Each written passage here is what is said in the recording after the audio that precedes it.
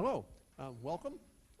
It's my pleasure, great pleasure today to introduce to you my old, and well, not that old, but long time and esteemed colleague, Professor Emeritus Donald Cinema from Trinity College near Chicago. Don is one of the major world experts on the Synod of Dordt and a considerable authority on post-Reformation Reformed theology.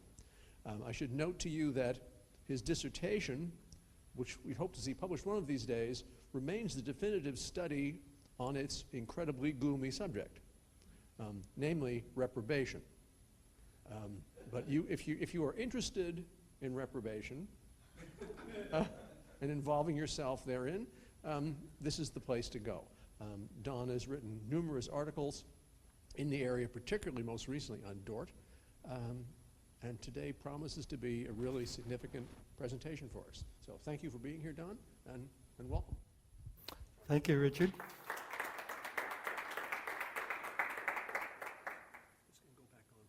Okay. Oh, okay. Okay, I understand I have a couple of hours here. I would like to keep this rather informal. So I've got maybe an hour of presentation, but if you have questions along the way, feel free to ask, because maybe some of the pictures on the PowerPoint might raise some question in your mind, and then I'll be able to address those questions as we go along.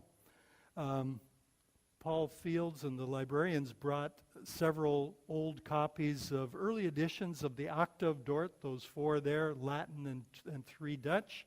And these are early editions of the canons of Dordt. I brought along a whole bunch of different photocopies of manuscripts that go into the drafting of the canons, starting with the original manuscript right up to the final version.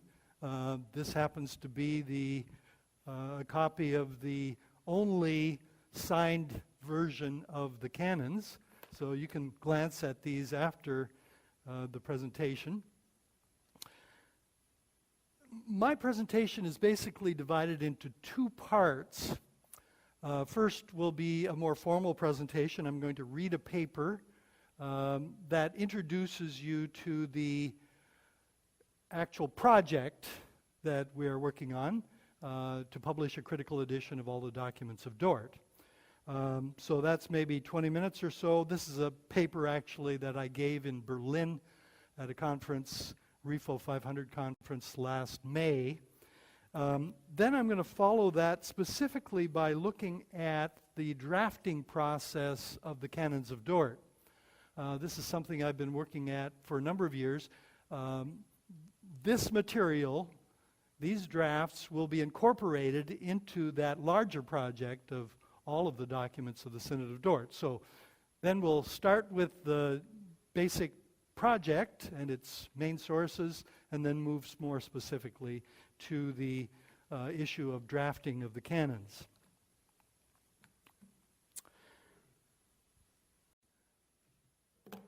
Okay, the years 2018 and 2019 will mark the 400th anniversary of the Synod of Dordt, 1618-19.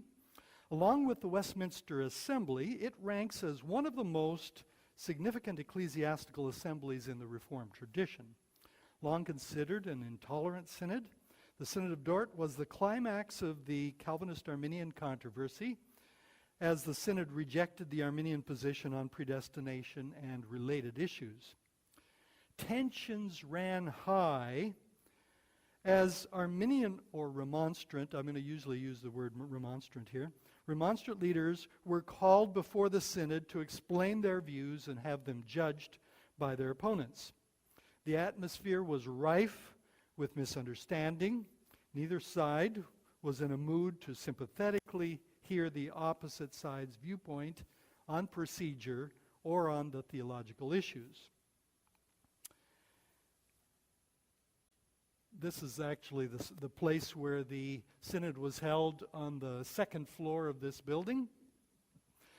The Synod met for 6.5 months from November 1618 to May 1619.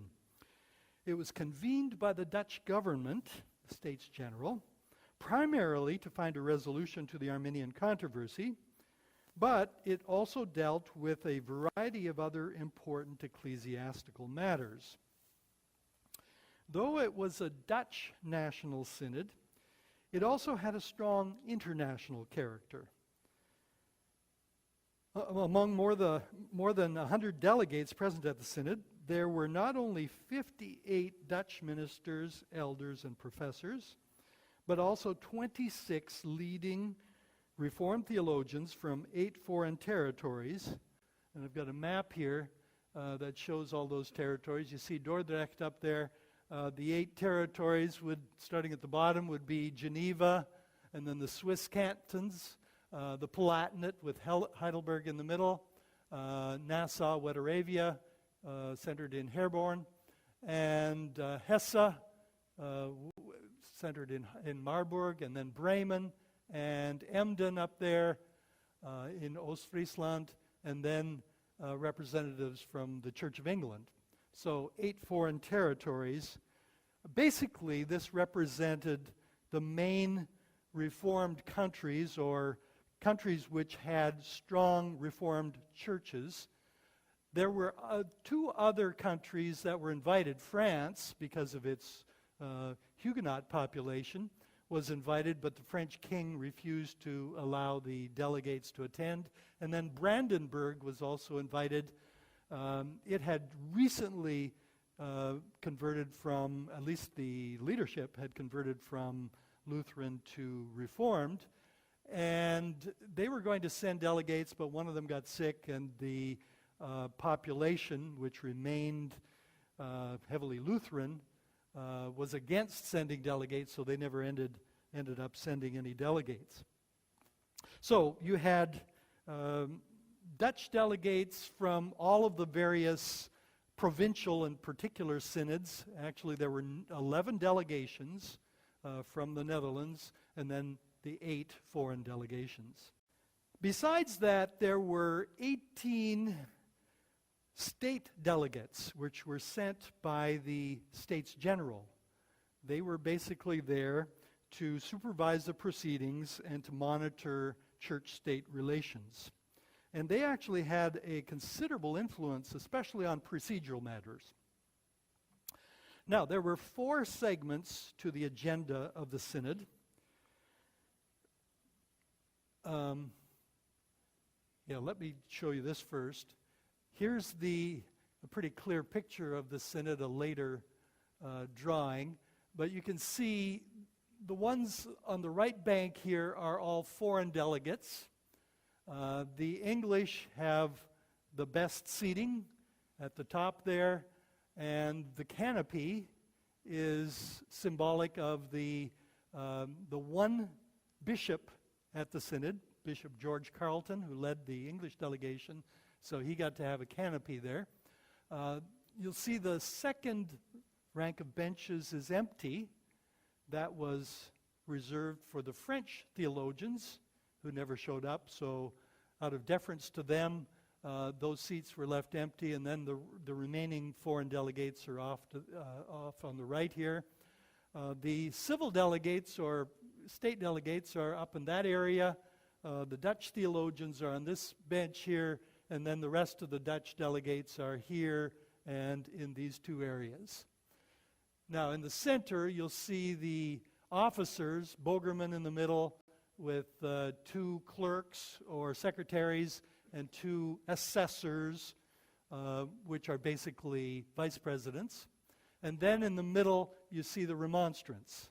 So they were cited before the synod to have their views examined, and so they were seated in the middle there, led by Simon Episcopius. Any question just on seating issues? William Ames was present, but he was not a delegate. He's not on the picture as far as we know. He was basically a spectator there were actually behind here 2 balconies where spectators stood. And as you see on these pictures, they could stand in the back here behind the gate as well. So we have very, very little information on William Ames' participation. He was there basically as an advisor to the president. And as such, behind the scenes, he probably had a fair amount of influence. But there's very, very little documentation that talks about that. Mm-hmm. Is this where they would have had lectures? You know, like when Ward gives a lecture, someone gives a lecture, I think it was in the evening time or something? Oh, yeah, all of the main activities were held here. For example, at the time they were just before they were drafting the canons, many of the foreign theologians and Dutch theologians gave special speeches on different parts of the 5 articles, on different issues. That would have been done right in this room. So all of the activities took place in this room, except for a couple of activities in the Grote Kerk. Mm-hmm.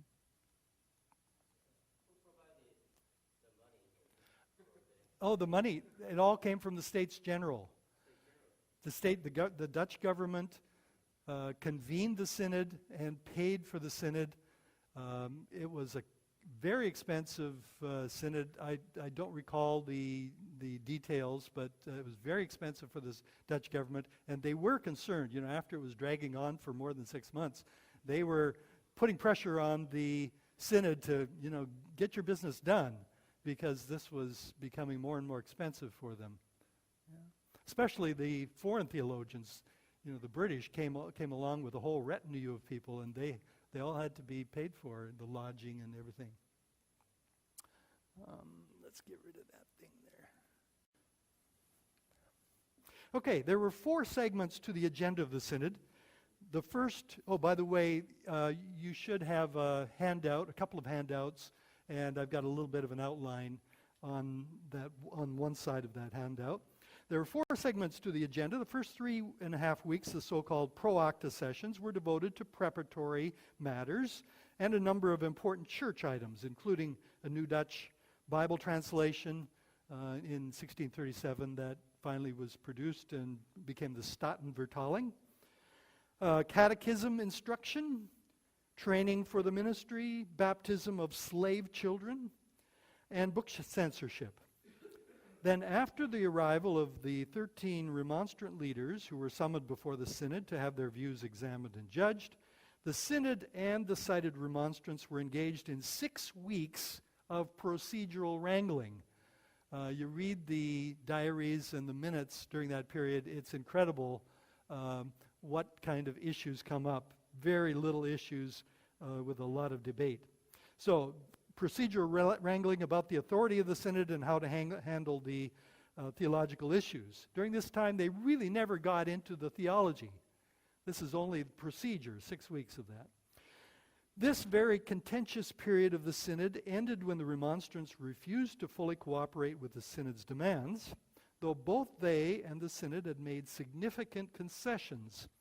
And so these cited remonstrants were summarily dismissed by President Bogerman in mid-January, January 14. During the next 3.5 months, the synod focused primarily on examining the remonstrant views from their writings, since they were no longer present, and on drawing up the synod's judgment on their position in what is commonly known as the Canons of Dordt. In this period, the synod also reviewed the Belgic Confession and the Heidelberg Catechism, and considered 3 other discipline cases relating to Johannes Maccovius, Conrad Vorstius, and 4 Kampen ministers. After the canons were formally approved, the foreign delegates left for home. That was in early May. And the Dutch delegates spent the final 3 weeks of the synod, the so-called post-acta sessions, focusing on concerns relating to the life of the Dutch churches, especially matters of church order, liturgical forms, subscription to the confessions, and so on. This happens to be one of the very early prints of the Synod, and I noticed the same one is in one of these volumes if you want to look at it more closely. The aim of my presentation today is to introduce to you the new project to produce a critical edition of all the documents of the Synod of Dordt in their original languages. So there's no translation involved here, just make the original documents available for scholars. The goal is a projected 9-volume series by the years 2018-19, the anniversary of the Synod. So I will first offer a survey of the main documents of Dordt and then describe the contours of the project to produce a critical edition of these documents. The critical edition will finally make the documents of Dordt readily accessible and enable scholars to better understand the deliberations of the Synod and the dynamics of the controversy in its real-life context. So first of all, the sources. Since the Synod lasted 6.5 months and had over 100 participants, it produced a lot of paperwork. Roughly 1/2 of the documents of Dordt have been published, mostly in 17th century editions. The other half remain only in manuscript. Among the published materials are very many important documents, including the original acta or minutes of the Synod, which have never been published, and a number of important journals reporting on the daily sessions. So starting with the published materials, the most significant published source is the acta of the Synod that was first published in Leiden in 1620. I have my own copy of this. It's not the prettiest copy, but this is the very first edition. The other ones we have here, there's a Latin edition here from Dordrecht. This is Leiden, and then three Dutch translations of the acta. I was able to get this in summer of 1974 when I was living in Amsterdam. I would go to bookshops, and I remember going into this little bookshop, which was the most cluttered I'd ever seen, because the bookshelves, you couldn't even see them because there were stacks of books in front of the bookshelf about so high. But I noticed way up on the top of one corner, there were a couple of rare books, and this was one of them. And I pulled it off the shelf, and it was an acta of the Synod of Dordt, and there was a little note in here that there was a special 125 guilders at that time. The special was 100 guilders, about $37 in dollars at that time. Anyway, it said, first Latin translation. I happen to know that this was the original, and the Dutch was a translation of the Latin, so I snapped this up very quickly.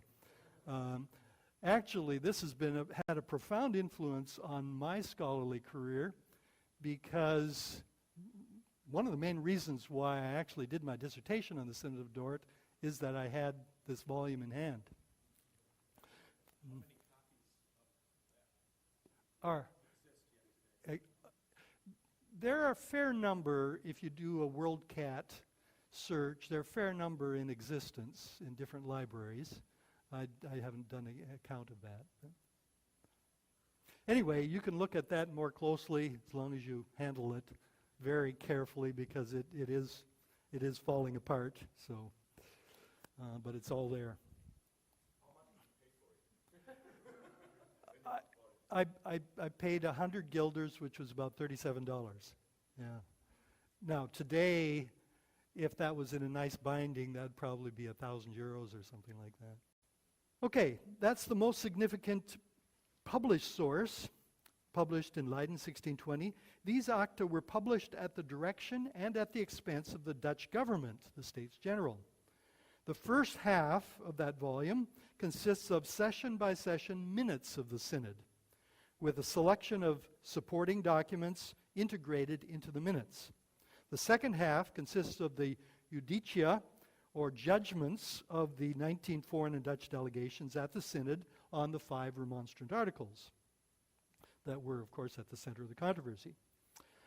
It is important to recognize, however, that the published acta were a highly edited version of the official Acta Authentica. And this is a picture of the cover page of the original acta, the official acta. Here I have my own copy of it. In fact, this is the only other bound copy in the world of the original acta besides the one found in Utrecht in the archives. So this is based on my photocopies, and I bound it like this. There are changes in almost every line if you compare the original acta with the printed acta. Daniel Heinsius, the secretary of the state delegates of the Synod, and Festus Homius, one of the secretaries of the Synod, were mainly responsible for producing this government-sponsored edited version, which was intended primarily for foreign readers, especially for churches and schools in countries that supported the Reformed tradition. Now, most of these changes in the published acta were of an editorial nature. Since I have done the editing of this for our first volume of our set, I've had the opportunity to see all the detailed changes. Anyway, most of them are editorial, polishing Latin of the original Acta Authentica. But there were also many changes affecting content, often motivated by political considerations. Keep in mind, published by the Dutch government. There were many alterations of the text and omissions intended to cast a favorable light on the Dutch nation and its religious situation for the sake of foreign readers. The published acta were dedicated to foreign princes and authorities, and the States General used these acta to strengthen its foreign relations at the end of the 12-year truce by highlighting the participation of foreign theologians at the Synod and by downplaying anything embarrassing to the Dutch government. You can circulate this. It'll give you a little more opportunity to see it. Now, I will mention a few examples of alterations of the text. For example, the subjective language of the Acta Authentica becomes objective in the printed acta for foreign readers. So, our becomes Dutch. In session 1, the printed acta removes a reference to confusions in the Dutch churches and adds that the Synod was convened to legitimately remove controversy and dissension. In session 5, an embarrassing reference to the higher authority of the state over the church is omitted. In session 126, the Acta Authentica states that President Bogerman dictated the canons that he had composed to the Synod. That's his first version of it. That is his own early draft of the canons on chapter 1, an action that was especially criticized by foreign theologians. On the other hand, the printed acta softens this to say that he presented the canons drawn up on chapter 1. So there are all kinds of cases like that. Larger omissions in the published acta were also made to avoid negative impressions by foreign readers. The minutes of the post-acta sessions, which focused specifically on Dutch church matters, especially church order, were entirely omitted. So there's no post-acta in any of these early editions. It was first published in 1568, or 1668. The embarrassing Maccovius case, Johannes Maccovius, known for his overly scholastic treatment of theology, is omitted and is only mentioned in passing as the particular Frisian case. While the original Acta Authentica incorporated very few documents, supporting documents, the published acta include not only the judicia of the 19 delegations, starting with the foreign delegations, but also a variety of supporting documents, some of them highlighting the participation of foreign delegates. For example, it includes an opening address of the chairman of the state delegates thanking foreign princes for sending their theologians to the synod. However, apart from including just 8 remonstrant documents on procedural matters and their sententia on the 5 articles, which is a brief statement of their views, most remonstrant documents submitted to the synod were not included in the published acta. The most important were their lengthy explanations and their defenses of their views, as well as their observations on the Belgic Confession and on the Heidelberg Catechism. The Dutch government clearly wanted to limit access to remonstrant views and also suppress the publication of their books.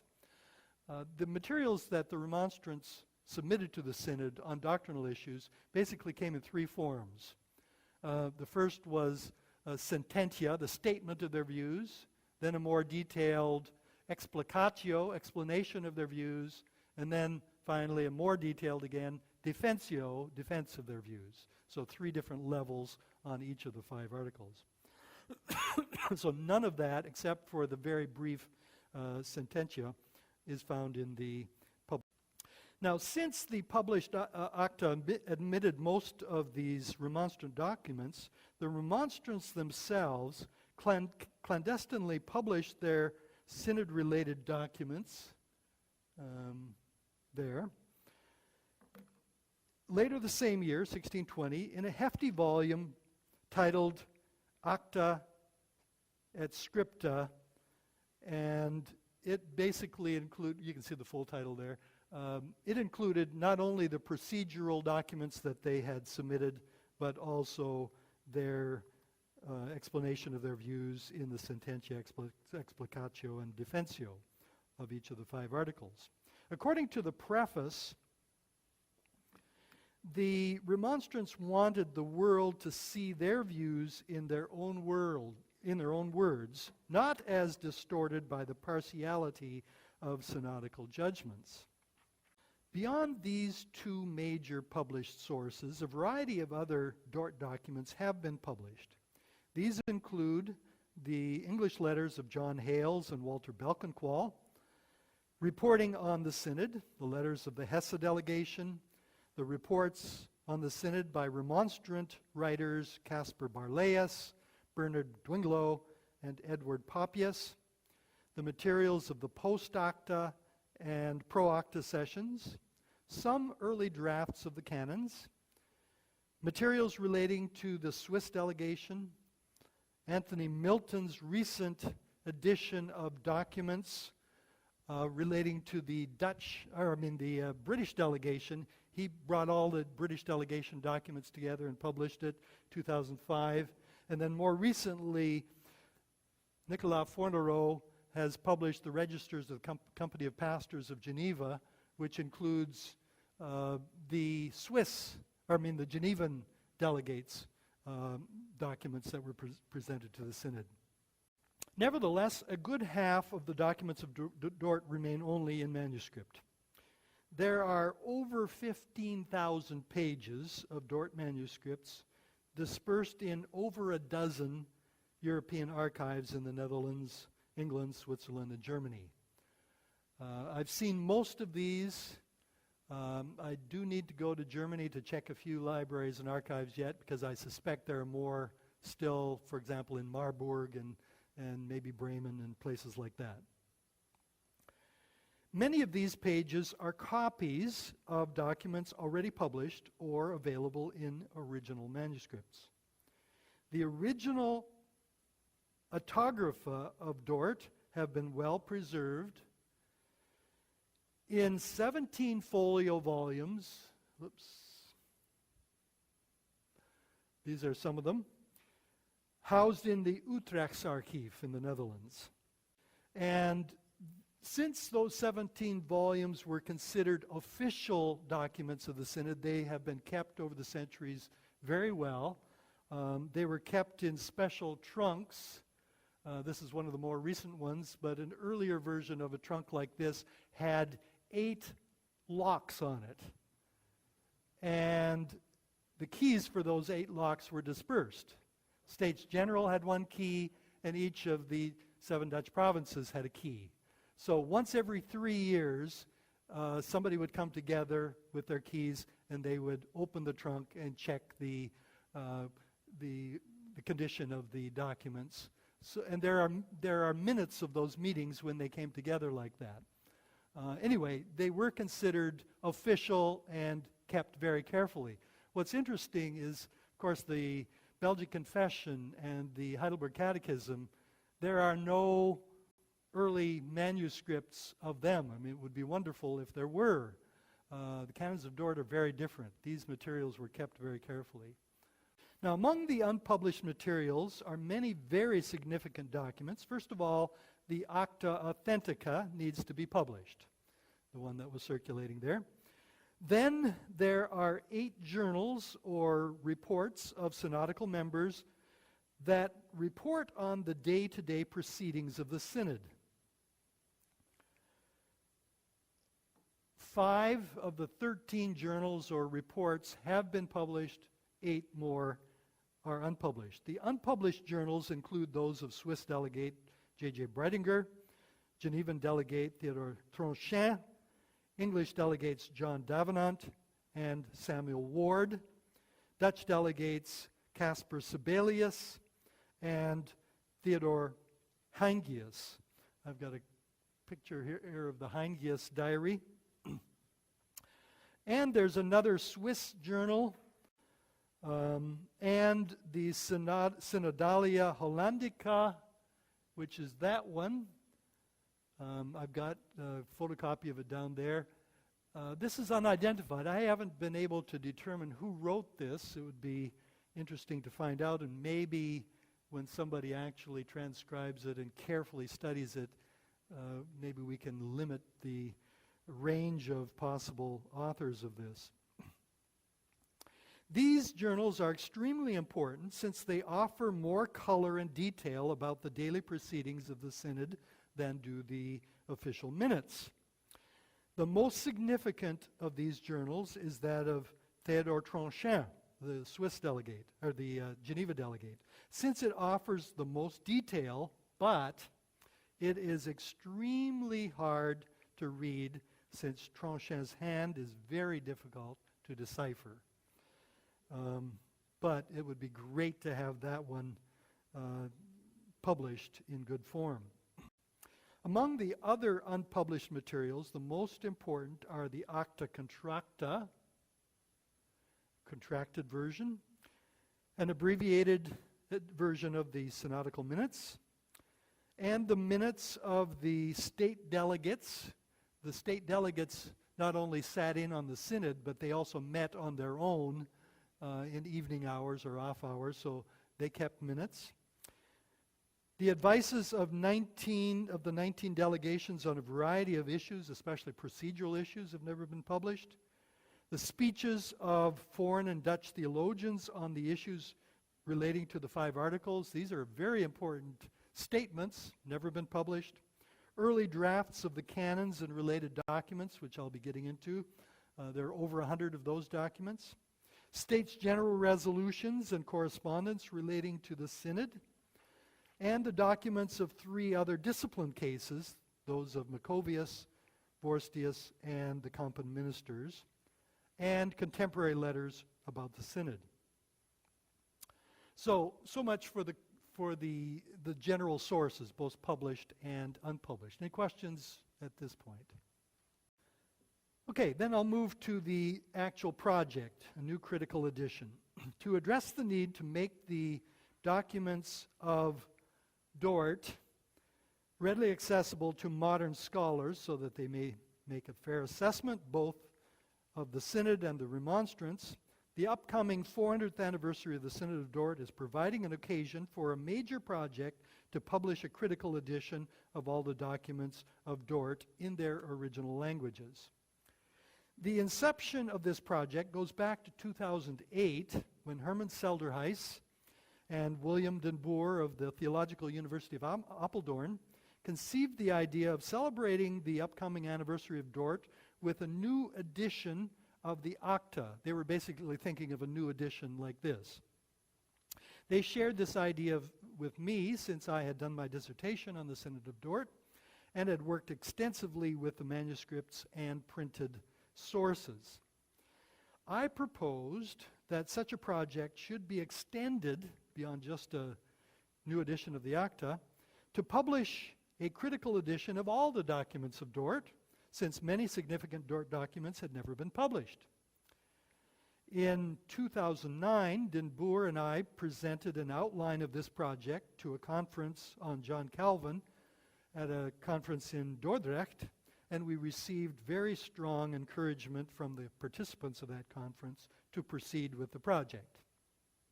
After that, we began to organize the project by drawing up a prospectus and started recruiting some interested scholars to transcribe and edit the documents.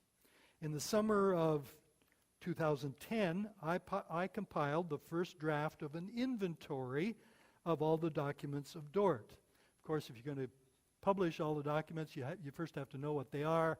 So I spent a whole summer just working on an inventory. I've got a copy of that down at the end there.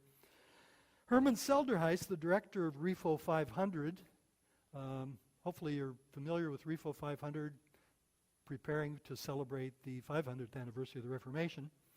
Herman became more directly involved in organizing the project, and he's been able to recruit several institutional sponsors for the project. The main sponsor is the Johannes Alasko Bibliothek in Emden, Germany. Other supporting institutions include the Theological University of Apeldoorn, the Institute for Swiss Reformation History in Zurich, the Free University of Amsterdam, the Huygens Institute for Dutch History in The Hague, the Protestant Church of the Netherlands, and the Remonstrant Brotherhood. The first formal meeting of interested participants took place in Zurich in July 2011. Since then, meetings have been held in Emden in 2012, January in Dordrecht in September of 2012, and in Berlin last year in May.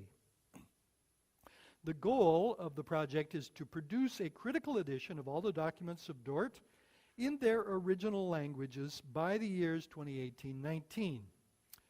The new edition will include all the documents of Dordt, both those already published and those available only in manuscript.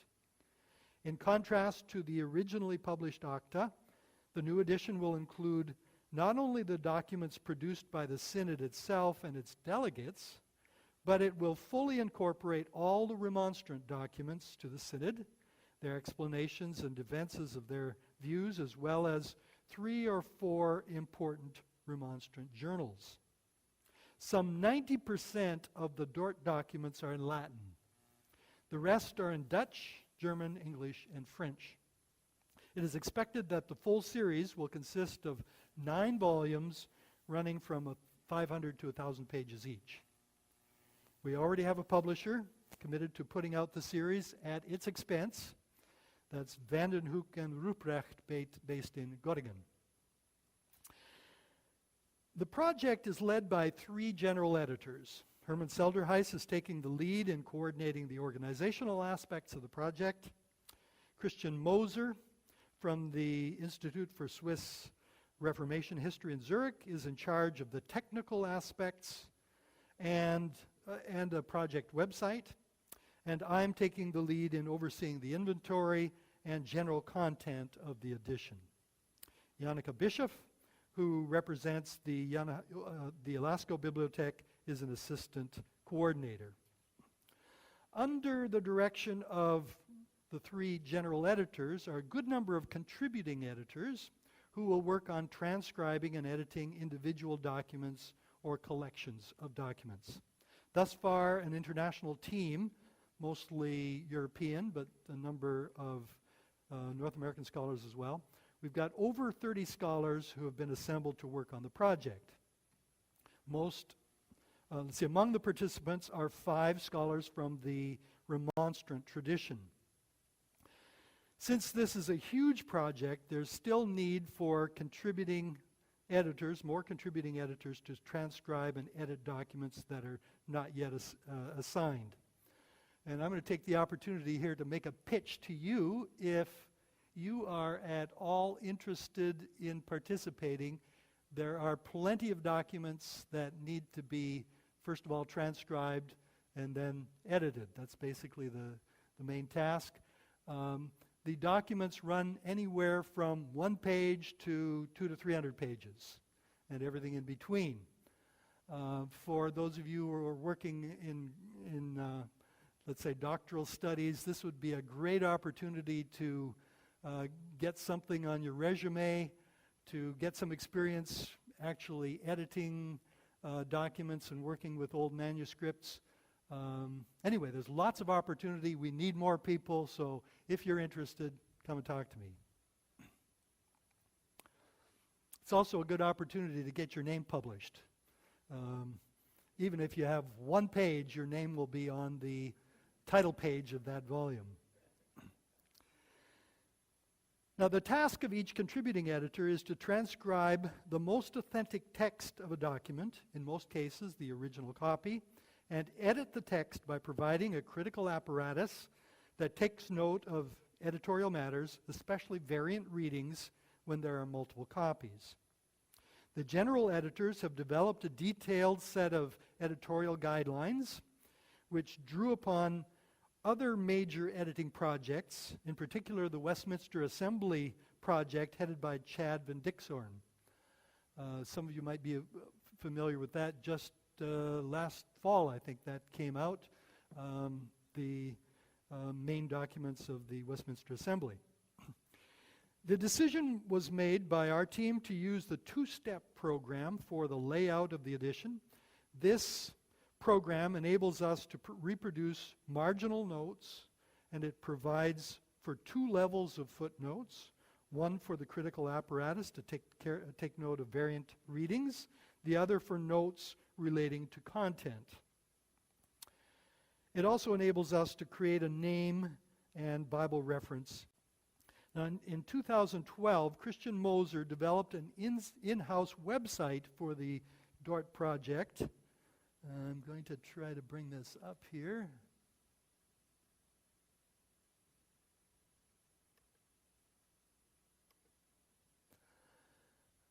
That's the main home page. Let me just show you a few features of this. Let's see, I've got to sign in first. Okay, you'll see there a listing of the kind of documents that are available here, editorial guidelines, the actual template we used, the inventory of documents that I drew up, an overview of all sessions that I also drew up, bibliography, and then Christian Moser has developed a set of 10 screencasts which give very specific guidelines on how to do the editing. Now, we weren't able to get the sound to work here, but let me just show you what this looks like. Anyway, you can see a little bit of that while I continue. This website gives access to online copies of the major printed sources, so the Acta et Scripta are all available in the website, and the major documents are also available. So we want to make available the sources to those who are working on the project very easily. The website also includes an inventory of Dordt documents, bibliography, editorial guidelines, templates needed for editing the documents and creating the critical apparatus. Moser also developed 10 screencasts to introduce new participants to every phase of the editing process, and he's posted a number of samples. Let me go to that a minute. Anyway, there are a number of samples that Moser has created to show participants how to do the work. The website also offers a forum for discussion among participants to share progress and challenges encountered in the work of editing. The stage that we're at right now is we've basically done the main editing of Volume 1. Volume 1 will be coming out at the end of October. There's a conference in Emden at the Johannes Alasko Bibliothek, and the first unveiling of that volume will be then at that conference. I've edited two of the main documents, the Acta Authentica and an abbreviated version of the printed Acta without the documents, basically just the minutes without the associated documents. And these two will appear face to face because, as I indicated, there's so much difference between the original Acta and the printed Acta. The best way to really compare those is to see them face to face. So we're going to have face-to-face pages, session 1, session 1. And originally, I tried to take note of the variant readings and found out that 2/3 of my page was variant readings, and it was just too much clutter. And, how can you make sense of that? So we changed strategy and decided to put it face-to-face. Then you as readers can determine for yourself what the differences are. The other two major documents in Volume 1 are the Acta Contracta and the acts or minutes of the state delegates. So there's 4 major documents then in that first volume. We expect it'll be around 500 pages. Okay, my conclusion then to this part. A major result of producing this critical edition will be full access to Dordt documents on both sides of the Arminian controversy, so that new scholarship may be able to reach a fairer understanding of the opposing positions and see through the misunderstandings created by the heat of the original setting. The Synod of Dordt will be able to be examined in a much more nuanced way than was previously possible. Let me finally illustrate this in 3 ways. First, with the availability of new materials, especially the journals, that flesh out the details of the sessions, not in the official Acta, scholars will discover that Dordt was not a monolithic synod as was previously supposed.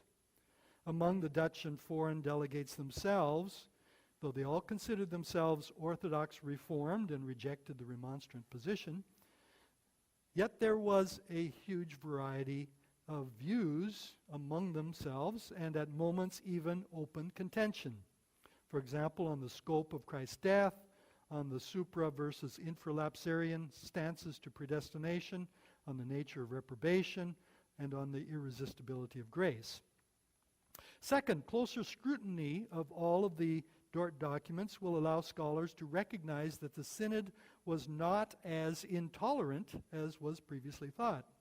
At least on the procedural disagreements about how to handle the theological issues, there were definite concessions on both the remonstrant and synodical sides, though in the heat of the conflict this was not fully recognized at the time. With only a little more grace toward the other side, agreement on procedure, I'm not saying doctrinal points, but agreement on procedure was certainly within reach, and the remonstrants need not have been dismissed from the synod, but could well have remained present to explain their views in person. Third, with the publication of all the Dordt documents on both sides of the controversy, including the States General resolutions and correspondence relating to the convening of the Synod and its ongoing proceedings, the Synod of Dordt will be able to be studied in its fuller national context. For example, it will become evident that the remonstrants were summarily dismissed from the Synod, not simply because of President Bogerman's angry outburst, Dimitamini exite, exite. I mean, everybody knows that. But if you look at the documents, because the dismissal was already authorized by the States General in a decree of January 1, 2 weeks before, and by a decree of the state delegates. Okay, that's the project. Before I get into the drafting of the canons Any final thoughts or questions on this phase? Yeah. That's not part of our project. I mean, our project is so huge that we'll be happy to get these volumes out in 6 years. Translation does need to be done of major documents.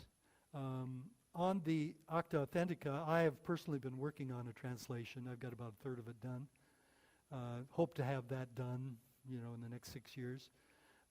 But there are other documents as well that are major that should be translated, but hopefully other people will pick up the task. Once the originals are made available in published form like this, hopefully this will create a new renaissance of Dordt scholarship that will include translations.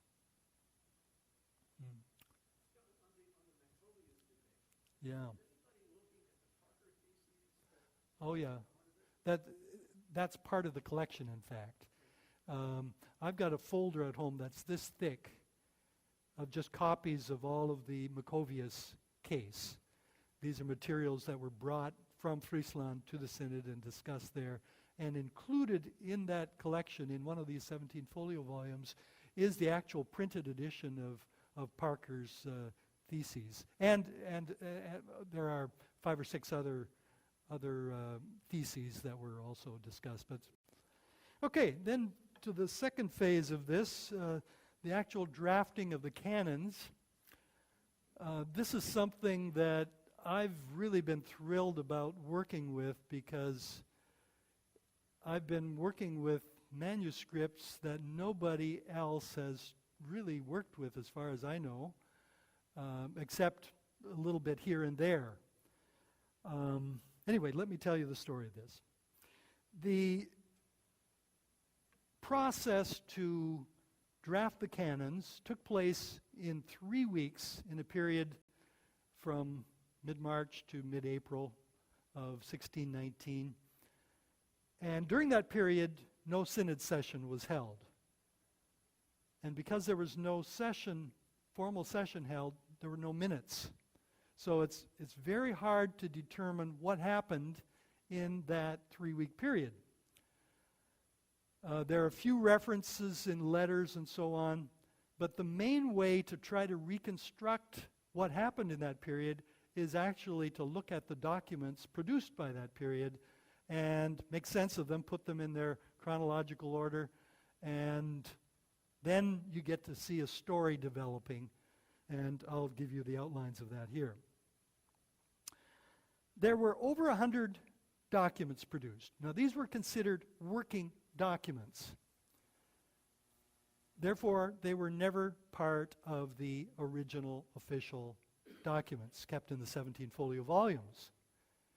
These are documents that individuals would take home with them because they had scratched on them, and somehow a good collection of those have been preserved, again, in, I'll say 5 different archives. So these documents consist basically of drafts of the canons first.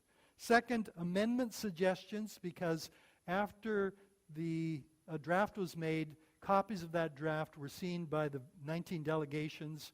They had a chance to have input, offer suggestions. So those amendment suggestions, there are a number of documents like that. And the drafting committee also has a number of documents. So 3 kinds of documents. 5 main repositories of the Synod. 5 repositories where these documents are found. First of all, in the Utrechtsarchief in the Netherlands, they have the collection, the official 17 folio volumes. By the way, these volumes were first housed in The Hague until about 10 years ago. When I first studied these back in 1981, I spent 7 years working on research for my, 7 weeks working on research for my dissertation, collecting materials. I worked in The Hague. I saw these materials. And at that time, the archivist, J.P. Van Doren, was very willing to have photocopies made of anything I wanted. So actually, I came home with a stack of photocopies this thick, and these are some of those copies. So great copies for deciphering what words are. Anyway, you can look at that after. However, the 17 folio volumes do not contain any of these 100 documents.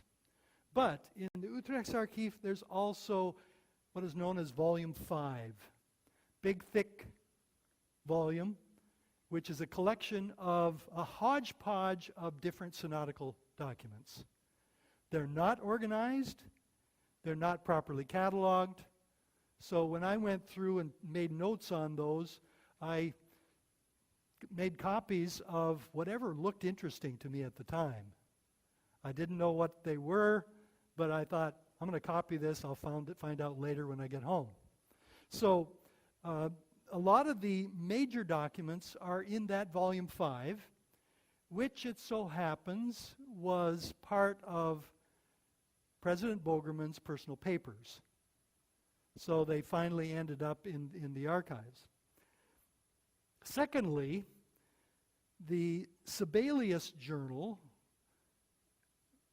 he's one of the delegates, Dutch delegates at the Synod. He kept a journal, very detailed journal, where he included some of these documents. I've got a microfilm of that. Third, the Tronchin Journal, the difficult one, also has included a number of these documents. That's in Geneva. The Sibelius Journal is in Dordrecht. And then fourthly, the Breitinger Journal and papers in Zurich, they have a number of those documents. When I was working on my dissertation originally, I visited Zurich and found that there were 13 volumes of manuscripts, bound volumes of manuscripts, that Breitinger had taken home with him from the Synod. He was the Zurich delegate. When he went home, he took these 13, well, he took all these manuscripts, and I guess they were bound later, but anyway, 13 volumes. A lot of these are copies of documents that are found in the original in Utrecht. I went back there in 2011 because we had a meeting there and wanted to look at these volumes again. And I had a little more time this time, and I discovered 20 more volumes. So there's 33 volumes, bound volumes of manuscripts, all Dordt documents. Again, most of them are copies, but some original materials as well. Included in those is the working copy of Breitinger. Here's a photocopy of it. The working copy of the canons, as the canons was developed. So he would copy the first version that was dictated by the committee, and then as later versions were developed, he would write in, scratch out lines, write in the new version. So this is a complete working copy, so you can see, you can make out the final version from this, but you can also see the first version and the second version and third version. The final repository is the Samuel Ward papers. These are kept in the Sidney Sussex College in Cambridge. Ward was one of the English delegates, so there are a few papers relating to the formation of the canons there. So you bring all these together and you try to figure out, what are these? How do they fit? Very few people have actually worked with these manuscripts. D.J. de Groot, I don't know anything about him, but in 1937, he published 6 of these 100 documents, 6 of the most important ones, in a Dutch journal. So he was aware of at least the existence of these documents, and he published some of them. A few other people in Dutch works on the Synod referred to a document here and there, but really didn't get into it. So it really wasn't until my dissertation that I got into these documents. I started my dissertation in 1981, finished it in 1985, so 4 years working on this. I spent 7 weeks there in Europe, a lot of that time in The Hague, as I mentioned, and got all these photocopies. Anyway, I came back with a huge stack of photocopies and started working with these materials. About a year later, in June of 1982, I was working on a chapter dealing with the formation of the canons on Article 1, and I knew I had all of these materials but really didn't know what they were, and I was just sort of laying them out on my living room floor. I probably had 30 different documents out on my living room floor trying to figure out, okay, what is this? You can see it deals with predestination, but is this relating to the canons?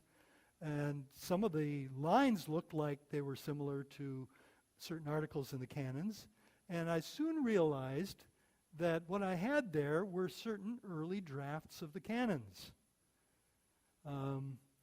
The very first draft, which I'll talk about in a moment, was just 1 page long. But you start comparing these documents, you can see, oh, this document is based on that one, and this one is based on that one. So you see the progression. When my dissertation was done, I had concluded that there were 5 major drafts of Article 1 of the canons. Since then, I've revised that. I now know of 7 major preliminary drafts of Article 1.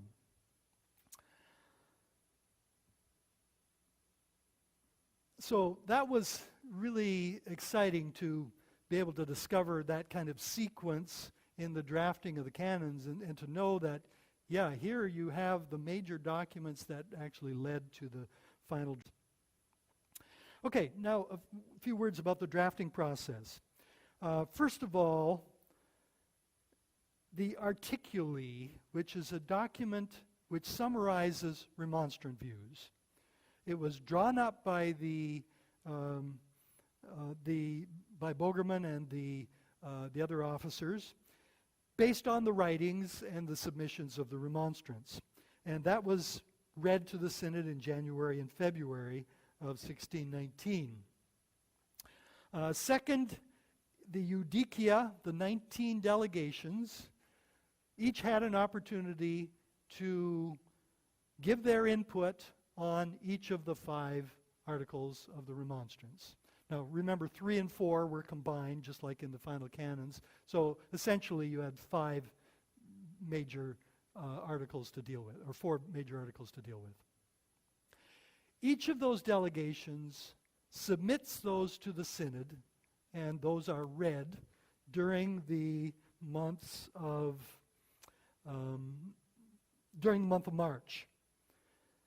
So if you consider 4 documents from each of the 19 delegations, you can add that up. You've got 70-some documents.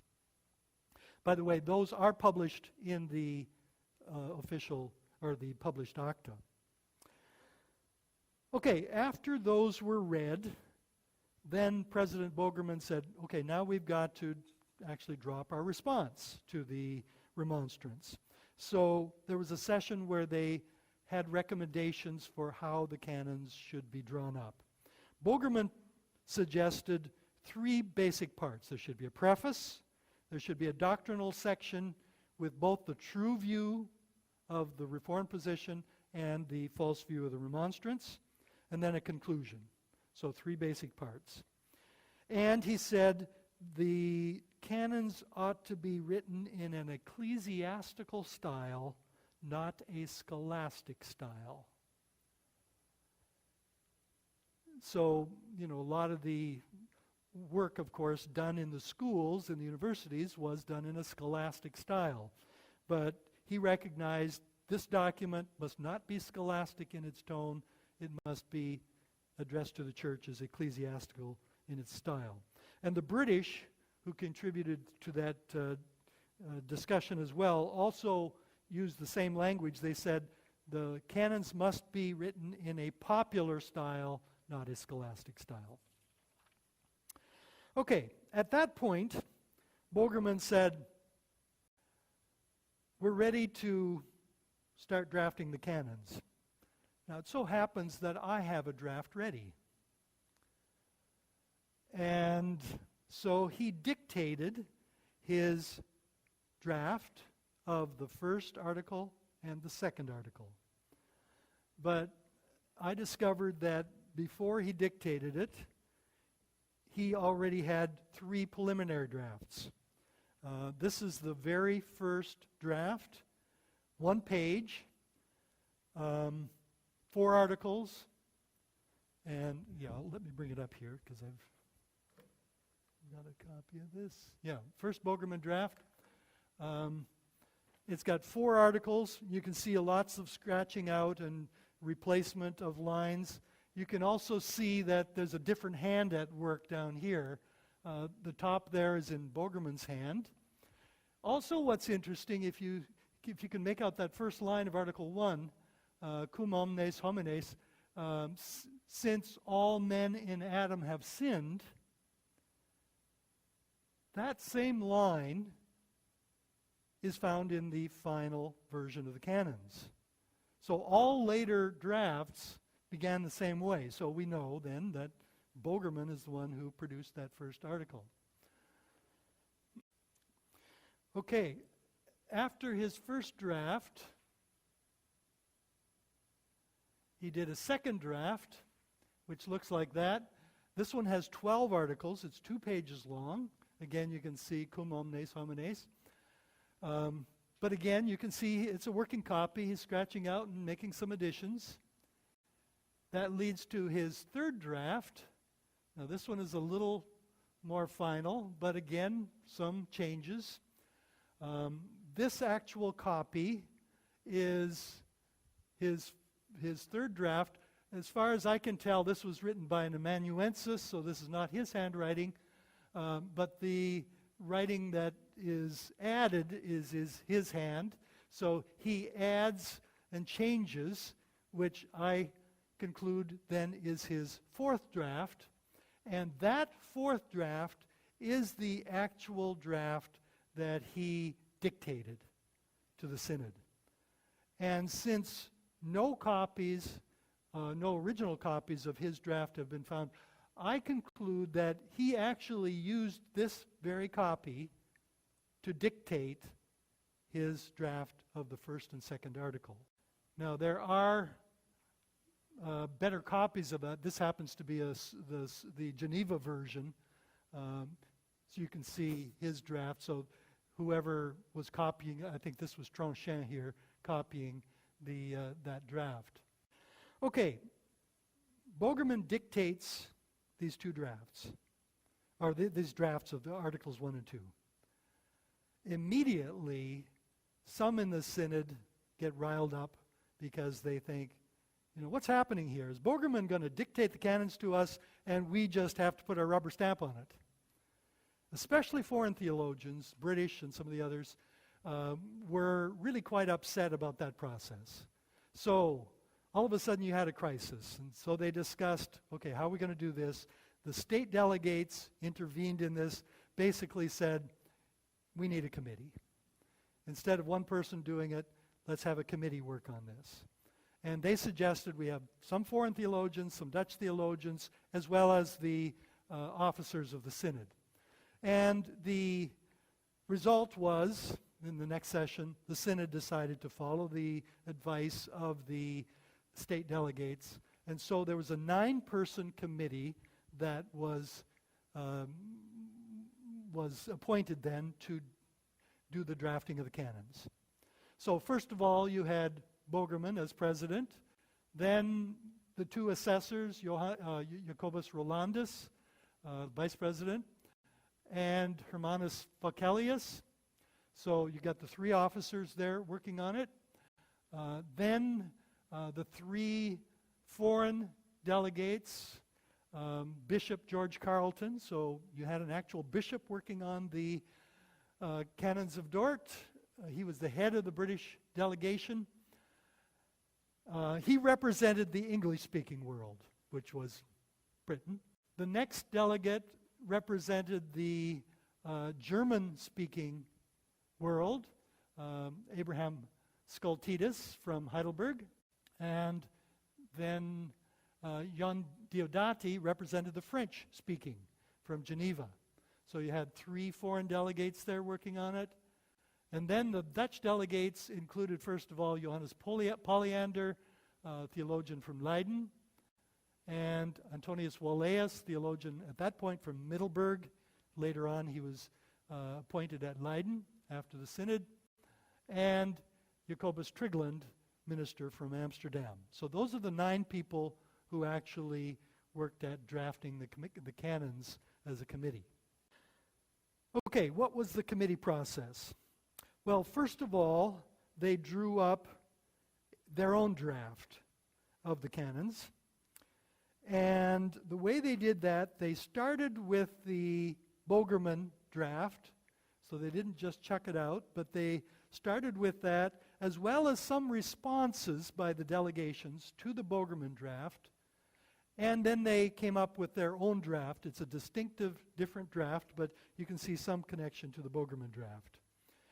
And then they sent that back, once they had it composed, they sent it to the delegations.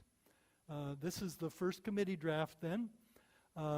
Actually, what happened was they asked one representative from each of the 19 delegations to come to a room and copy this draft so that they could take it back to their delegation, discuss the draft, and ask for any changes or questions they had about it. So they could have input at that point. So then, once the changes were brought back to Bogerman and the officers, to the committee, I should say, then the committee used those changes to redraft, which is their second committee draft. Here's a drafting committee document. This is actually in the hand of Johannes Polyander. Polyander, to my mind, was the secretary of this committee, because a lot of the documents are written in his hand.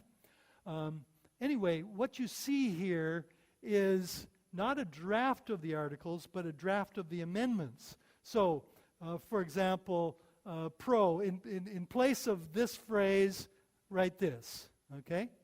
So they have the first draft in hand, and for the second draft, they didn't dictate the whole draft. So there is no copy of the second draft. All they did was dictate the changes. So it was expected that they would write in their first draft the changes. That's why you've got these working copies of Sibelius and Breitinger, where you see those changes written in.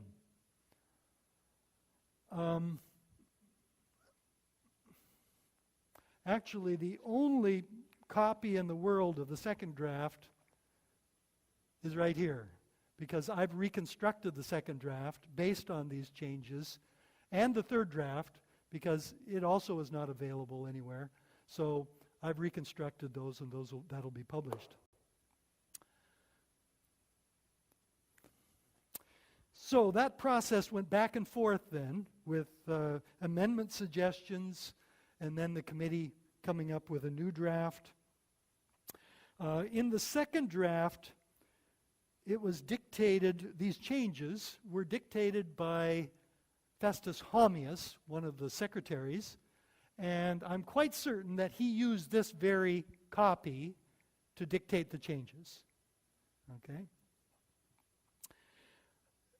One of the major changes that occurred was that the second draft of Article 2, dealing with the extent of Christ's redemption, was a matter of huge debate, of course. It's well known that the British and the Bremen delegates were very contentious about how that should be worded. So that first draft of Article 2 by the committee was completely scrapped. So they started all over again and came out with a totally new version of Article 2. Then came the third draft. Actually, here you see one of the amendment suggestions, the Hesse delegation making suggestions on the second committee draft. So this would be in preparation for the third committee draft. And once again, you can see add 1 to the first article. They want a little different wording, and here and there they make suggestions. The number of changes between the first and second draft were very extensive.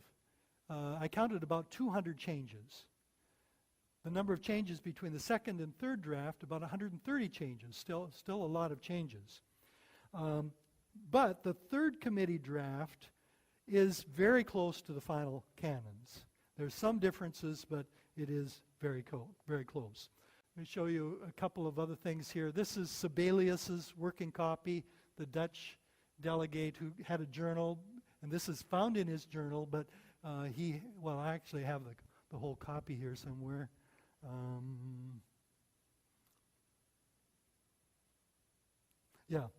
Here's his working copy. And what's interesting about it, you can see it on here as well. There you've got the first draft, basically, with some changes. In light handwriting, he writes in the changes for the second draft. And it's very helpful that he used different pens, because you can see different darker pen right up there at work. That's for the third draft. Up on top there, you can see that darker pen. So the difference between the lighter handwriting and the darker handwriting gives a real clue to when these changes were made.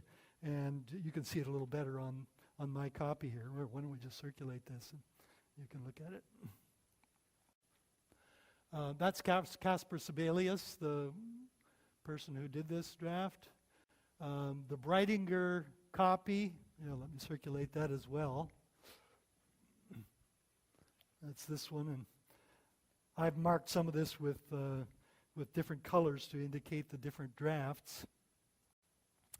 And there's Breitinger.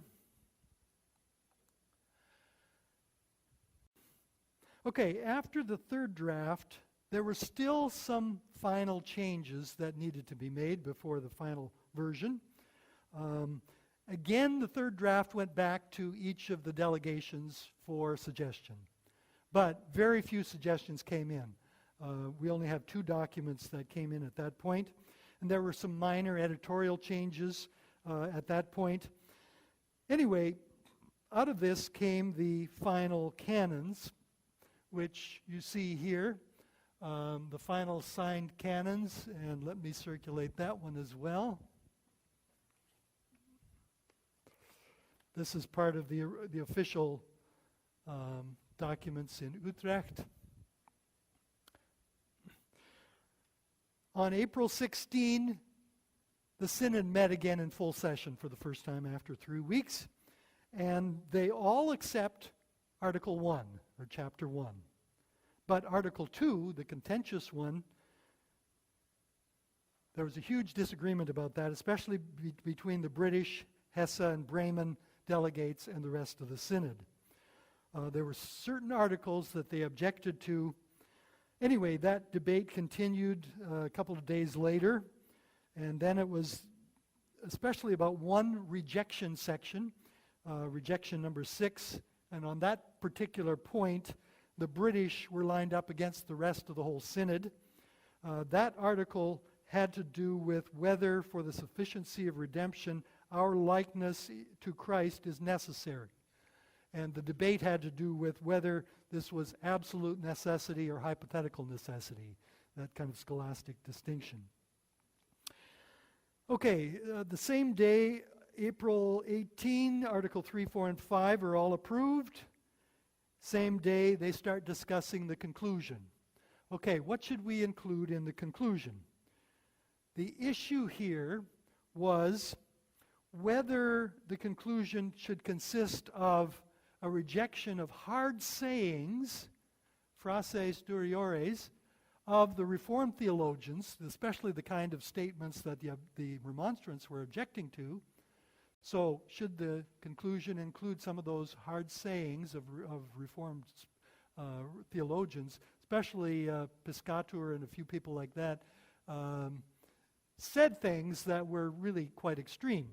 Anyway, should the conclusion include hard sayings or only the calumnies or false accusations against the Reformed position. So that was the major debate. The Dutch delegates wanted to only reject the false accusations. The British Hesse, Bremen delegates wanted to include a rejection of some of those hard sayings. So there's a major debate about that. The first draft of the conclusion, which was drafted by the committee, rejected only the false accusations. That created a huge debate because the foreign theologians objected. So the same day they came up with a revised version of the conclusion, a second draft, which included some hard sayings that were rejected. That came back to the Synod, created more debate. This time the Dutch were objecting because they didn't want to have the hard sayings rejected. And by April 22, the final draft of the conclusion was formulated. It really went back very close to the first draft, rejected the false accusations without a rejection of specific hard sayings. But it did have a general reference there to being cautious about what you say and write. So not specific hard sayings rejected, but kind of a general caution to avoid that kind of language. Anyway, that was finally agreed by all. The British, Hesse, and Bremen delegates at that point acquiesced and said, for the sake of peace, okay, we'll live with that. The debate on Article 2 still continued after that. There were some final changes that the drafting committee made. One rejection section they divided into 3, and that very contentious rejection 6, they decided just to omit it. So to avoid the problem, just omit it. And with that, the canons then were approved by all delegations. 3 copies were actually signed. The one that you see circulated there is one of them. This was actually the one that was presented to the States General. At that point, then they had a formal ceremony to promulgate the canons to the world. So they had a special procession from the facility where the Synod met to the Grote Kerk, the great church of Dordrecht. They processed there, and in that great church, the 2 scribes formally read out the canons. They took turns reading sections, and so the canons were formally promulgated to the world. So that's the process by which the canons were formulated. Just a quick conclusion here. I've got a picture of the Grote Kerk there. There are just over 100 documents that went into the drafting process that have been preserved.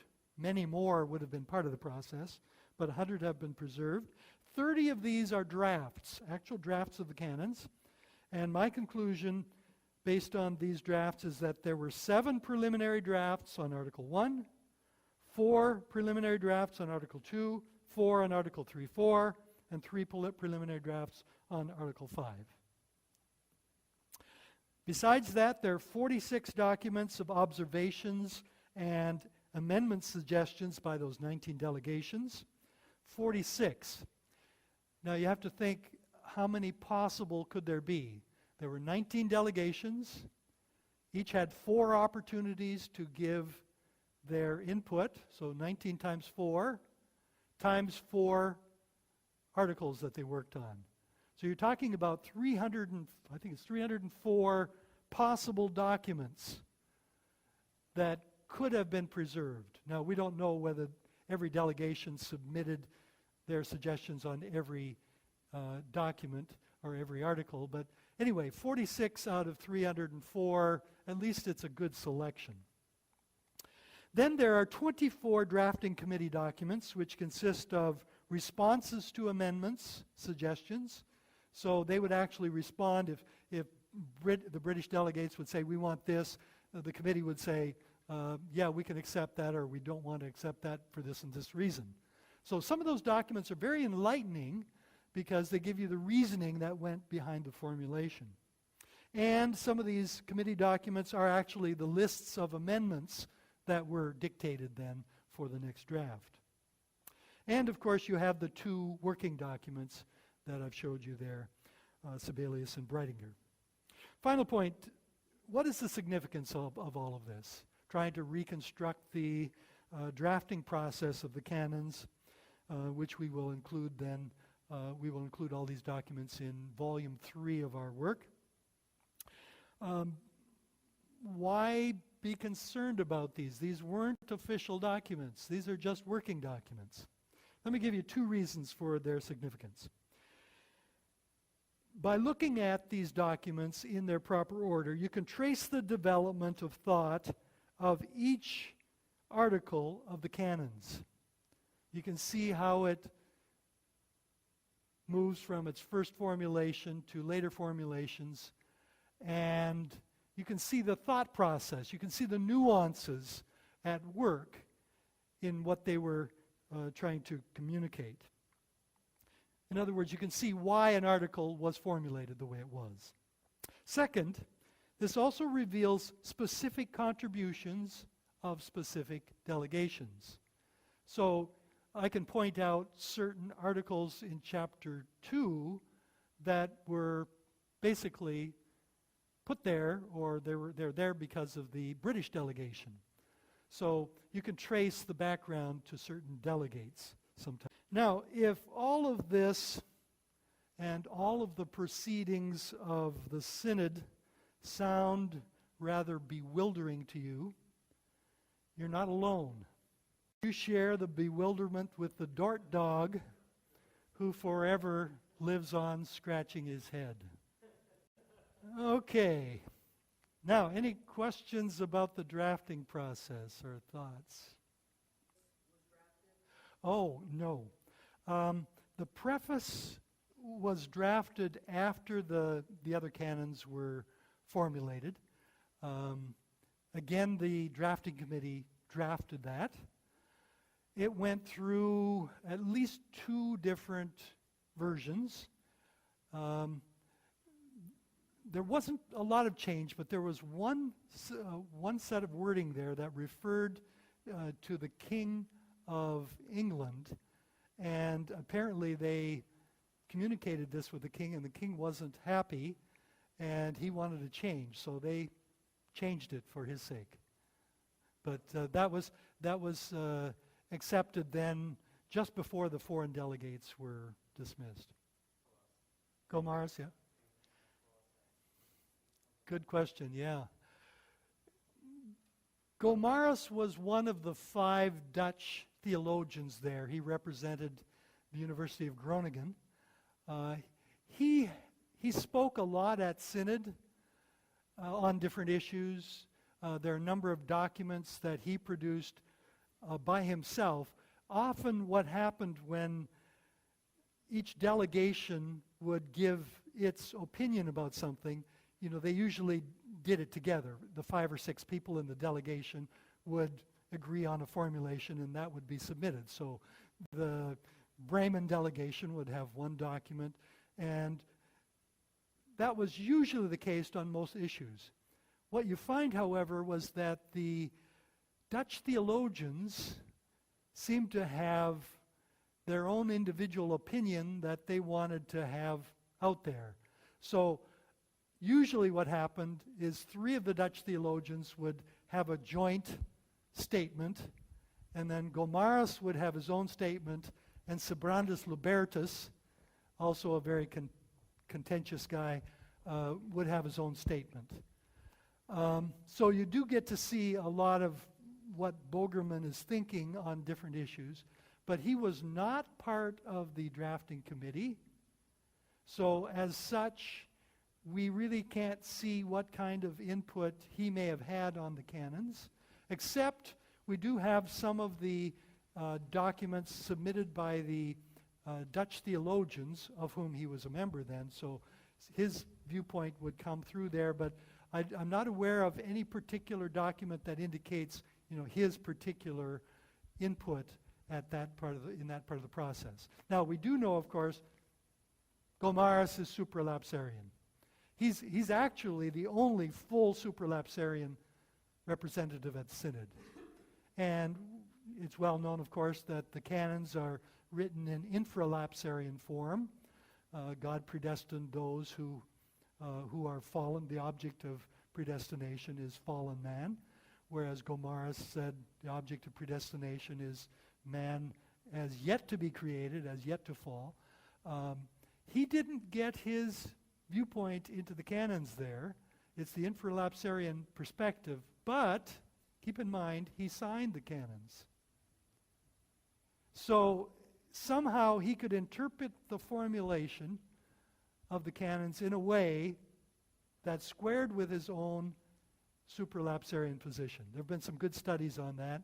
There's a whole book by Klaus Dyke about infra-supra issue, and more recently, who was it from Westminster? Pardon? Yeah, John Fesco did an article on that, which is a very good article as well. But yeah, that's as far as I can answer that question.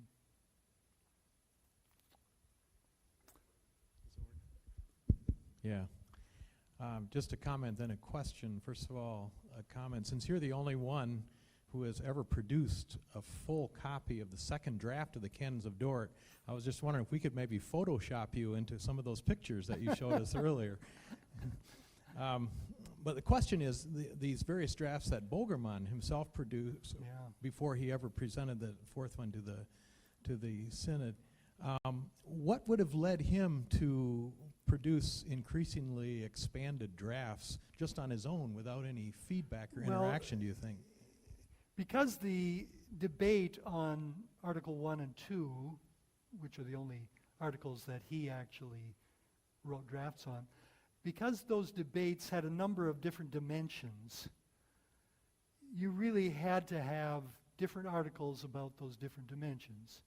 So obviously you had to have a definition of election, a definition of reprobation. And in this first, let's see, where did I put that? Oh, okay. In that first one there, yeah, you can actually see definition of election. And there are traces of that in the final canons as well, so you do get to see some of his influence there. But he realized that you had to have those different dimensions. So if you look at his dictated version, he basically, that's 5 pages long. So it's about the length of the final first chapter of the canons. So he's got those various dimensions, but the committee then reworks that in its own way. Yeah. Why he started, well, I guess that was just his first day work, and then since you see another hand working there, I don't know who that is. It could be William Ames, for all I know, or it could be one of the other officers of the Synod. And maybe he fairly rapidly moved from the first draft to this second draft, which is 2 pages long. I don't know.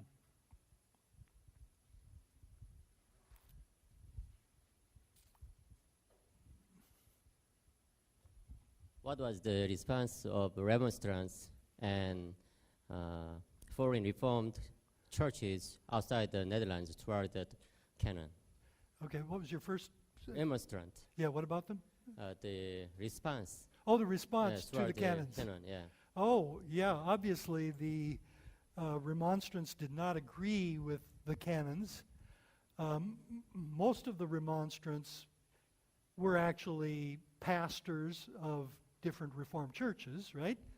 And after the Synod of Dordt, all of the churches in the Netherlands had to require their ministers to sign the form of subscription, which was also produced by the Synod in the post-Docta sessions. So at that point, most remonstrants refused to sign the form of subscription. They didn't agree with the canons, and so they were deposed from the ministry, and about 200 pastors actually, were deposed from the ministry, and many of the leaders were banned from the country for a few years. Now, they also wrote actually many different materials criticizing the synod about this or that, or criticizing the canons about this or that.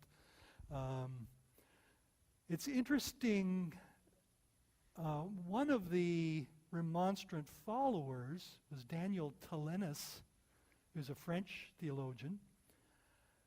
He actually summarized the canons in sort of 5 short statements. And those became very popular, these 5 statements. And they became handed down from generation to generation, so that it came to the point that a lot of people thought that those 5 statements of Talenus were the actual statements, summaries of the canons produced by the Synod itself, when it's basically a remonstrant interpretation of the 5 different articles. Okay? I've traced the history of these articles, and I've done an article that will be published hopefully in the next year that includes this. But the 5 Talenus articles became so much part of the British understanding of the canons, basically the English world that picks this up, that by the time of the early 19th century, there were people who were interpreting the Synod of Dordt in light of those 5 remonstrant articles by Talenus.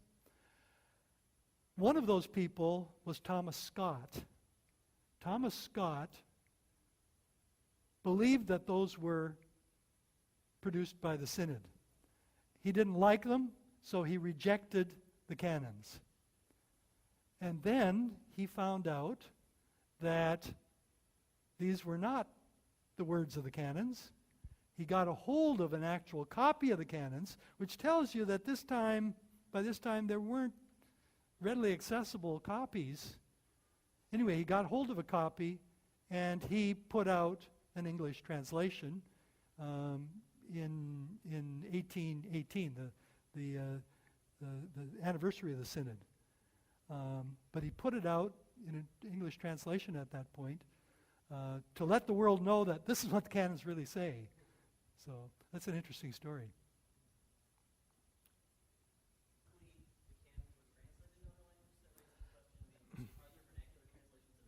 Yeah. The English translation is already in 1620. French translation, I think same year, 1620. So English and French were the earliest.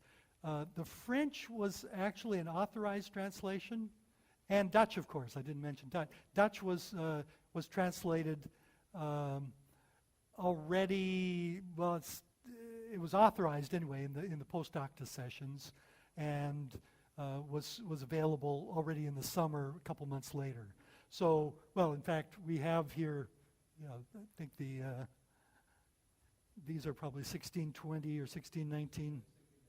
Yeah, so this is that, 1619. So these would be produced in that summer, the Dutch translation, and the French soon after that. So, and then the English, as kind of an independent translation, came out very soon. Those were the 3 basic translations that I know of. Later, other translations were made.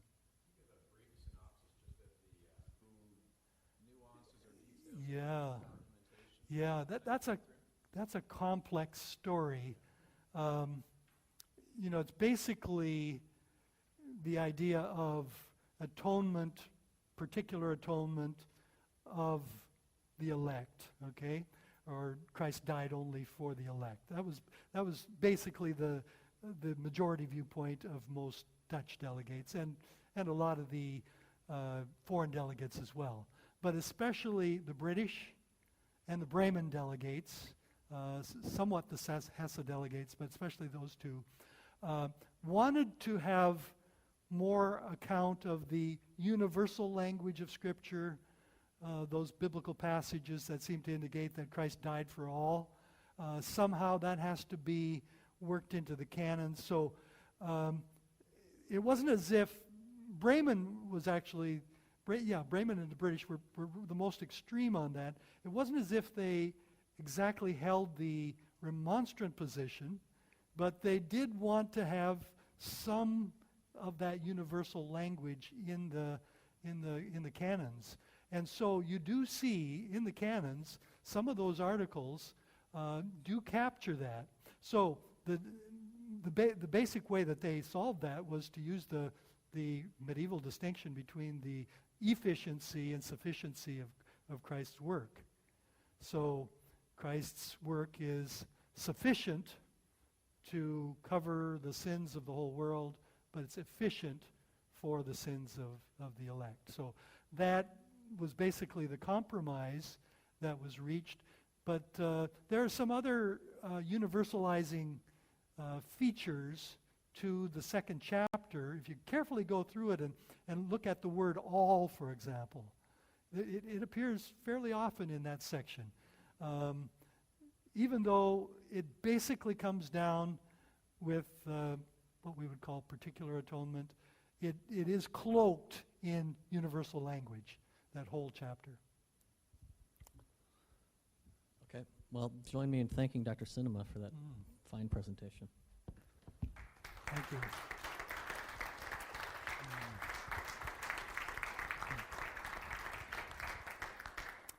So, thanks for the opportunity to present this material to you.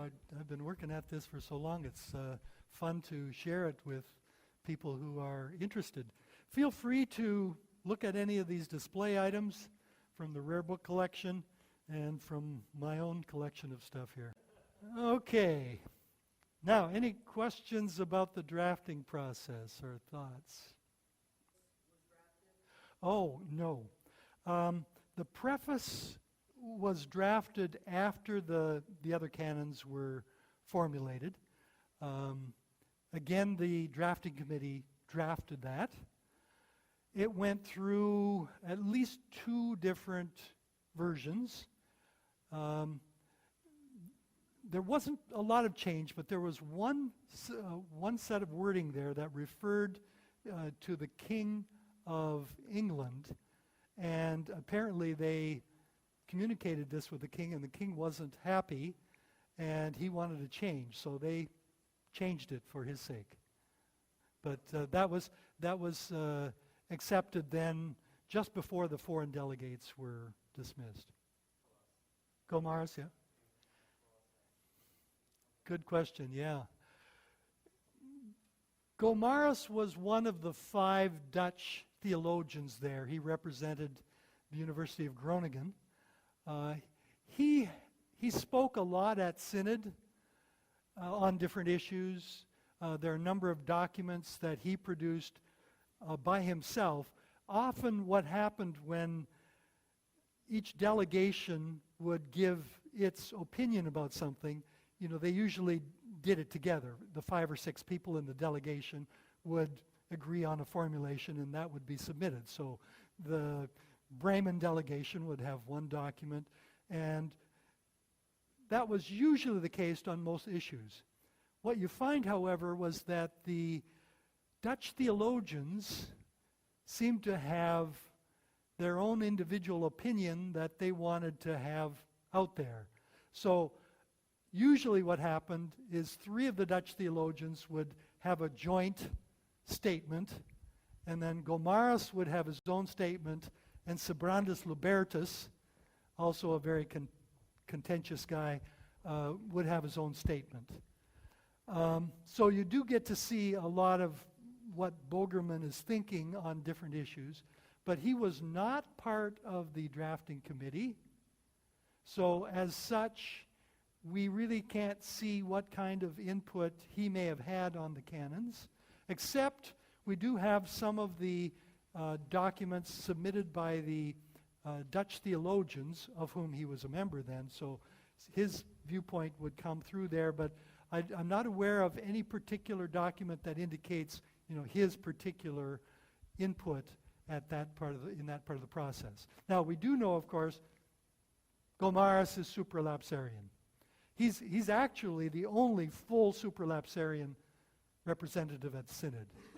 And it's well known, of course, that the canons are written in infralapsarian form. God predestined those who are fallen. The object of predestination is fallen man, whereas Gomarus said the object of predestination is man as yet to be created, as yet to fall. He didn't get his viewpoint into the canons there. It's the infralapsarian perspective, but keep in mind, he signed the canons. So somehow he could interpret the formulation of the canons in a way that squared with his own supralapsarian position. There have been some good studies on that. There's a whole book by Klaus Dyke about infra-supra issue, and more recently, who is it from Westminster? Pardon? Yeah, John Fesco did an article on that, which is a very good article as well. But yeah, that's as far as I can answer that question.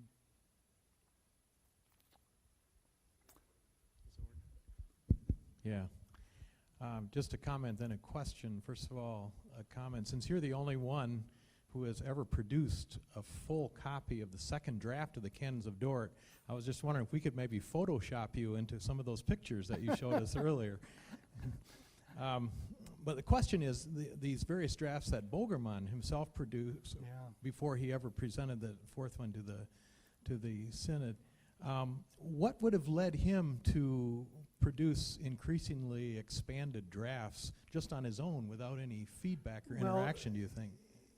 Because the debate on Article 1 and 2, which are the only articles that he actually wrote drafts on, because those debates had a number of different dimensions, you really had to have different articles about those different dimensions. So obviously you had to have a definition of election, a definition of reprobation. And in this first, let's see, where did I put that? Oh, okay. In that first one there, yeah, you can actually see definition of election. And there are traces of that in the final canons as well, so you do get to see some of his influence there. But he realized that you had to have those different dimensions. So if you look at his dictated version, he basically, that's 5 pages long. So it's about the length of the final first chapter of the canons. So he's got those various dimensions, but the committee then reworks that in its own way. Yeah. Why he started, well, I guess that was just his first day work, and then as since you see another hand working there, I don't know who that is. It could be William Ames, for all I know, or it could be one of the other officers of the Synod. And maybe he fairly rapidly moved from the first draft to this second draft, which is 2 pages long. I don't know.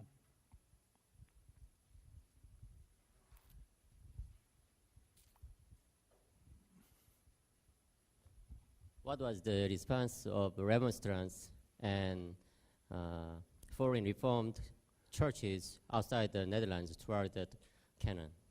Okay, what was your first? Remonstrant. Yeah, what about them? The response. Oh, the response to toward the canons. Canon, yeah.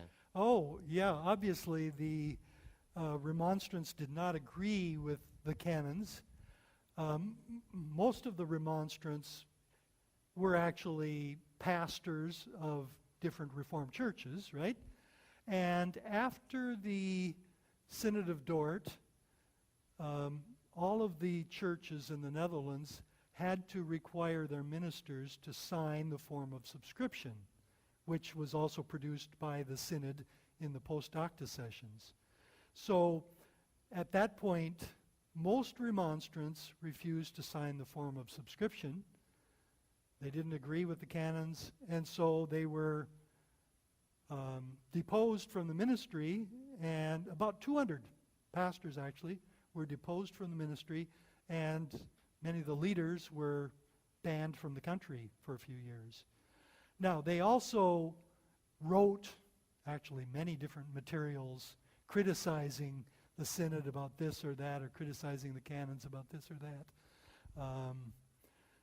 It's interesting, one of the Remonstrant followers was Daniel Talenus, who's a French theologian. He actually summarized the canons in sort of 5 short statements. And those became very popular, these 5 statements. And they became handed down from generation to generation, so that it came to the point that a lot of people thought that those 5 statements of Talenus were the actual statements, summaries of the canons produced by the Synod itself, when it's basically a remonstrant interpretation of the 5 different articles. Okay? I've traced the history of these articles, and I've done an article that will be published hopefully in the next year that includes this.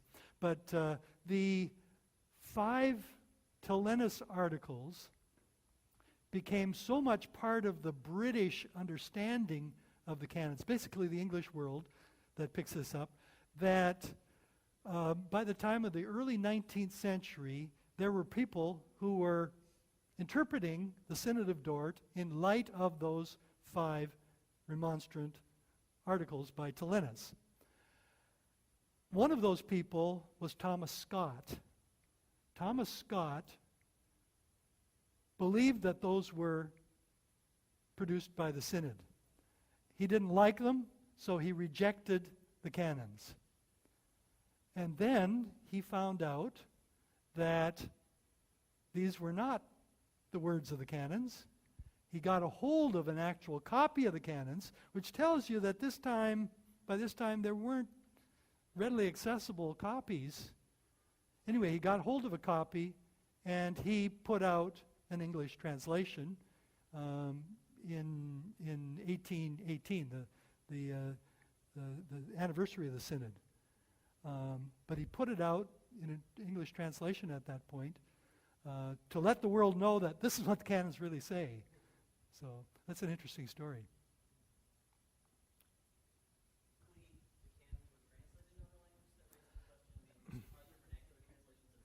Yeah. The English translation is already in 1620. French translation, I think same year, 1620. So English and French were the earliest. The French was actually an authorized translation, and Dutch, of course. I didn't mention Dutch. Dutch was translated already. Well, it was authorized anyway in the post-docta sessions, and was available already in the summer, a couple months later. So, well, in fact, we have here, I think these are probably 1620 or 1619. Yeah, so this is that, 1619. So these would be produced in that summer, the Dutch translation, and the French soon after that. So, and then the English, as kind of an independent translation, came out very soon. Those were the 3 basic translations that I know of. Later, other translations were made.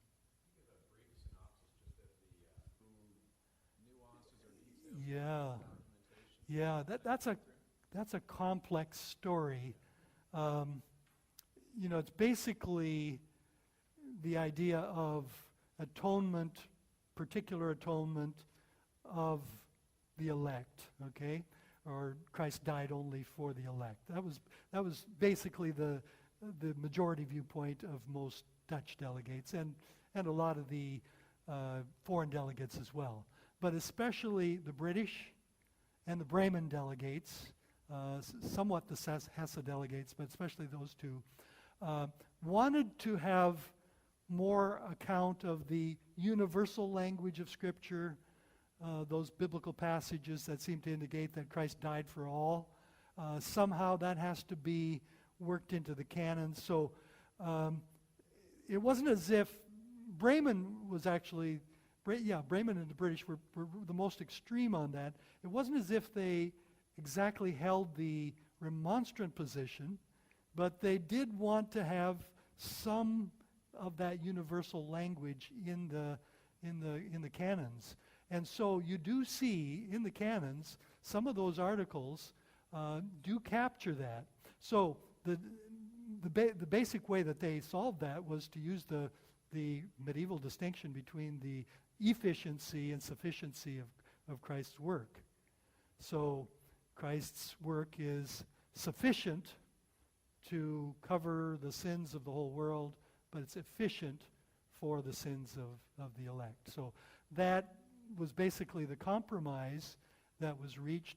But there are some other universalizing features to the second chapter. If you carefully go through it and look at the word all, for example, it appears fairly often in that section. Even though it basically comes down with what we would call particular atonement, it is cloaked in universal language, that whole chapter.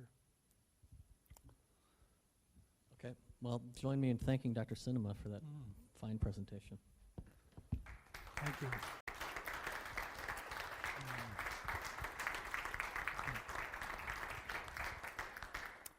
So, thanks for the opportunity to present this material to you. I've been working at this for so long. It's fun to share it with people who are interested. Feel free to look at any of these display items from the rare book collection and from my own collection of stuff here.